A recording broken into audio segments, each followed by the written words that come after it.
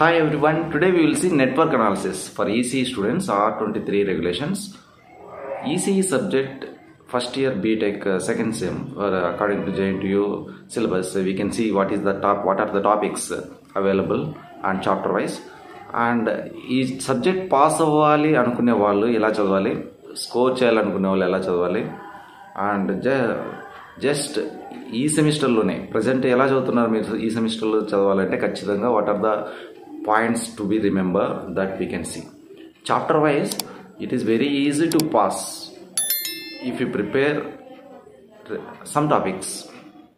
Alage 70 out of 69, 70 you can get easily in network analysis because it is a totally problematic and concept oriented.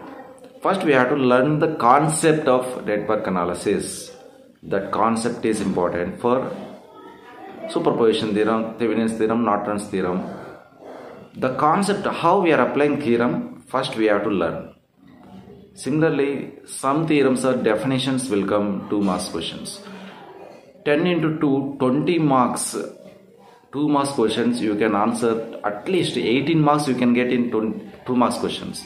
Because concept if you write, you can get easily pass 20 marks and remaining one question if you attempt 30 marks you will get. Totally you can clear the subject. And one more thing is to get maximum marks 70 out of 70 for external point of view. I am telling 70 out of 70 చదవాలంటే మనం concept ఓరియంటెడ్గా ఈ chapter ఎలా చదవాలో ఈ వీడియోలో చూద్దాం. This is the syllabus regarding network analysis. You can see ECE and allied branches. ఈ network అనాలిసిస్కు బేసిక్స్ వచ్చి మనకు B3EEలో ఉంటాయి. బేసిక్ ఎలక్ట్రికల్ అండ్ ఎలక్ట్రానిక్స్ ఇంజనీరింగ్లో ఎలక్ట్రికల్ పార్ట్లో బేసిక్స్ ఉంటాయి. Basic laws KVL KCL already మనకు వచ్చి ఉంటాయి కదా, అక్కడే స్టార్ట్ అవుతాయి ఇవి బేసిక్ లాస్. ఈ లాస్ అనేవి ఖచ్చితంగా మనం B3EEలో చదివి ఉంటాం. యాక్చువల్గా ఎలా ఉంటుందంటే ఇది సబ్జెక్టు సిలబస్ కాన్సెప్ట్ ఓరియంటెడ్గా ఉంటుంది. మనకు కాన్సెప్ట్ తెలియాలి. Concept we have to apply for different circuits, different resonance వస్తుంది. ఈసీ వాళ్ళకి చాలా ఇంపార్టెంట్ మన ఇది resonance. Explain transient behaviour of circuits, transient response of the circuits అన్నమాట. ఇక్కడ బేసిక్స్, కోర్స్ అవుట్కమ్స్ ఇవన్నీ. ఓకే, ఫస్ట్ యూనిట్ చూస్తే type of circuit components, network theorems. ఈ 2 పార్ట్స్ ఉంటాయి. ఇక్కడ దీంట్లో సిలబస్లో మనం చూస్తే సోర్స్ ట్రాన్స్ఫర్మేషన్ నుంచి 2 మార్క్స్ క్వశ్చన్ వస్తుంది.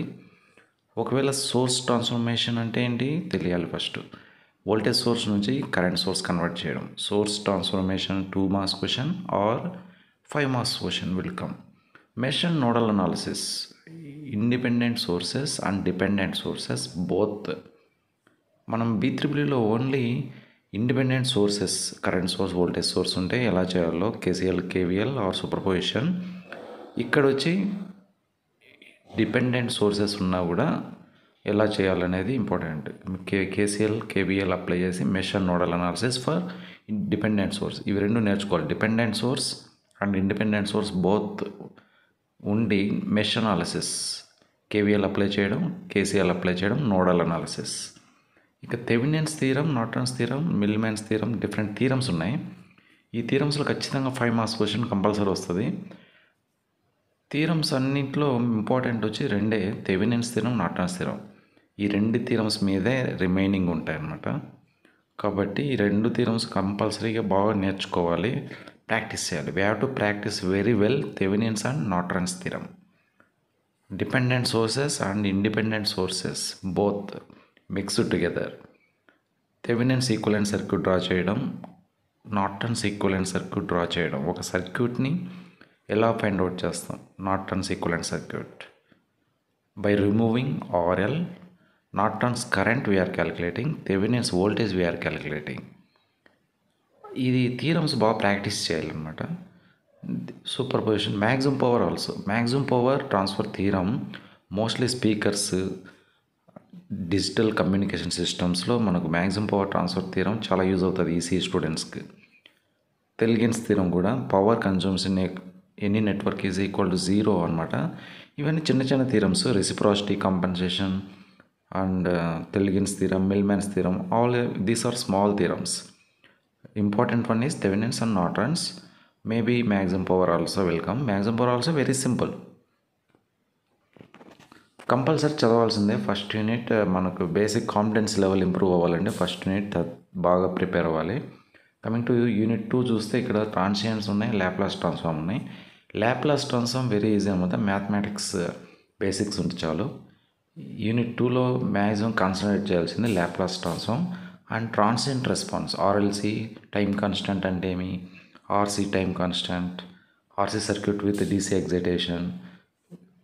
మనకు B3లో ఆర్ఎల్సి సర్క్యూట్స్ వచ్చి ఉంటే దాని యొక్క ట్రాన్సియెంట్ రెస్పాన్స్ అనమాట ఇక్కడ వస్తాయి. డీసీ ఎగ్జైటేషన్, ఏసీ ఎగ్జైటేషన్ ఇస్తే ఆర్ఎల్సి సర్క్యూట్ ఎలా బిహేవ్ చేస్తుంది అనేది ట్రాన్సియెంట్ రెస్పాన్స్ అనమాట. లాప్లాస్ ట్రాన్స్ఫార్మ్ నుంచి బాగా ప్రిపేర్ అవ్వచ్చు ఈజీగా.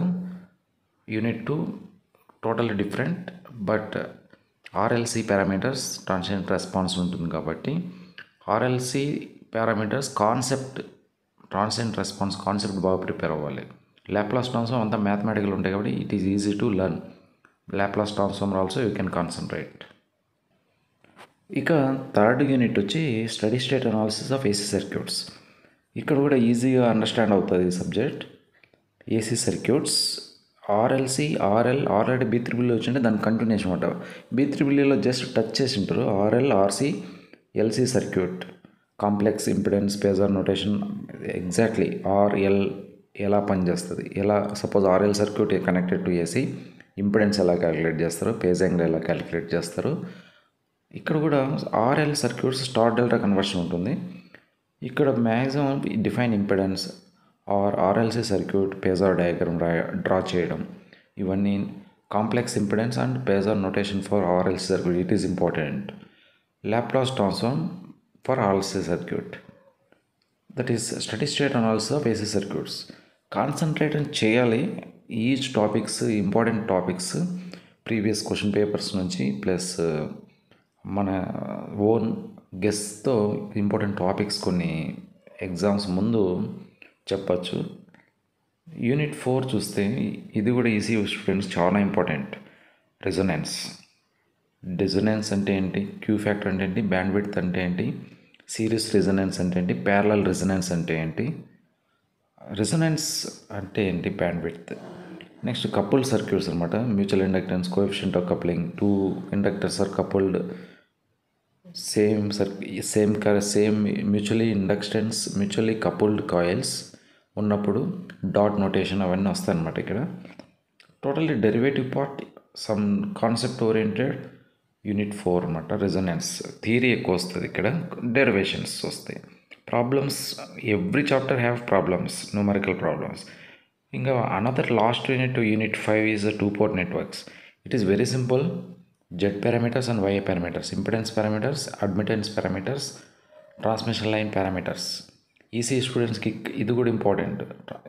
కమ్యూనికేషన్ లైన్స్, ట్రాన్స్మిషన్ లైన్స్ వస్తాయి, electromagnetic transmission lines, H parameters. ఇదన్నమాట network analysis. How to pass this is the important topics we will cover at the end of this semester. Thank you.